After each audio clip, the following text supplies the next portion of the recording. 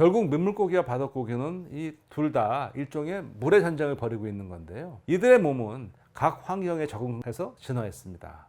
그래서 자기 사는 곳을 넘어서면 큰일 나는 거죠. 하지만 모두 그런 건 아닙니다. 연어 같은 경우는 강과 바다를 오가는 아주 특별한 능력을 가지고 있습니다. 연어는 어떻게 그렇게 할 수 있을까요?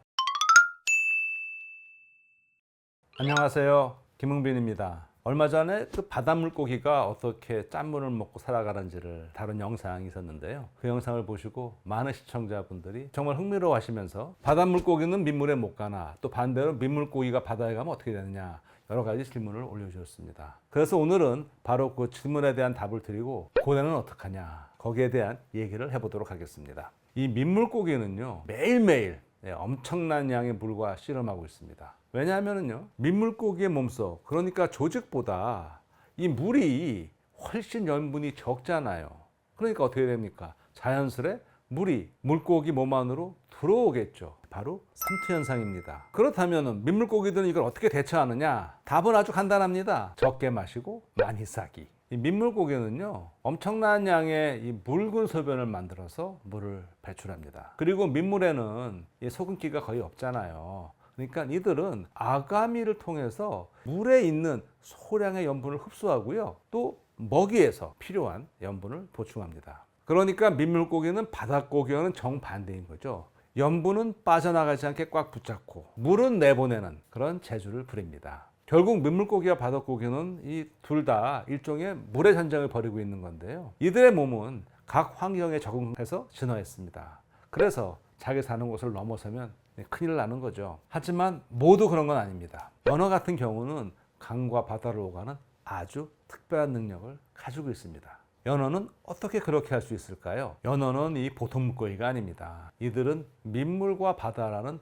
두 가지의 완전한 다른 세상에서 살 수 있거든요. 그 비밀은 바로 엄청난 변신과 적응 능력입니다. 연어가 바다로 나갈 때에는요, 민물과 바닷물이 만나는 곳에서 잠시 머물면서 이때 몸의 색이 은색으로 바뀝니다. 그러면서 몸에 있던 검은 무늬가 이제 없어집니다. 은색으로 변하니까 이걸 은하라고 부르는데요. 이때 이 겉모양만 아니고 몸속에서도 큰 변화가 일어납니다. 다시 한번 말하지만 민물과 바닷물은 전혀 다른 환경이잖아요. 민물은 염분이 거의 없고 바닷물은 염분이 아주 많죠. 이 두 환경을 오가려면 당연히 몸에 큰 변화가 필요합니다. 제일 중요한 거는 염분 적응이죠. 염분 적응이 시작되면 연어의 몸에는 이런 변화가 생깁니다. 민물에서 염분을 흡수하던 아가미가 이제는 염분을 배출하는 필터 역할을 하게 됩니다. 바로 이렇게 모두를 전환할 수 있는 아가미 덕분에 연어는 바닷물에서도 살 수 있는 거죠. 그리고 신장도 중요한 역할을 합니다. 민물에서는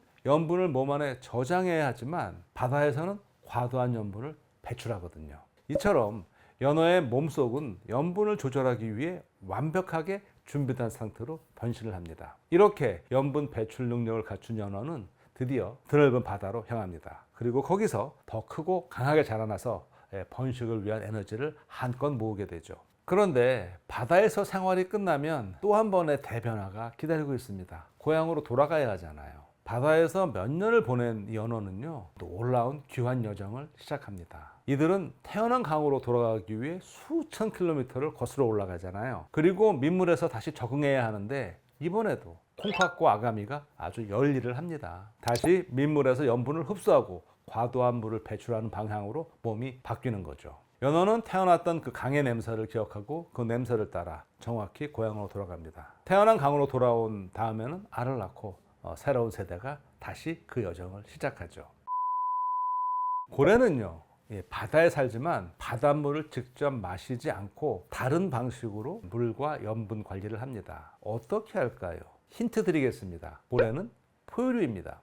그렇습니다. 우리처럼 콩팥이 가장 중요한 기능을 하는데요. 고래 콩팥은 이 땅에 사는 포유류보다 훨씬 더 발달해 있어서요, 염분을 훨씬 더 잘 걸러내고 그리고 물은 잘 보존합니다. 고래가 물을 안 마신다고 했는데 그럼 도대체 고래는 물을 어디서 얻느냐? 먹이를 통해서 수분을 섭취합니다. 근데 고래가 먹는 먹이도 뭐 새우도 그렇고 뭐 오징어도 그렇고 이런 바다에 사는 무척 주동물들은 자체가 좀 짜잖아요. 거기에도 염분이 포함되어 있거든요.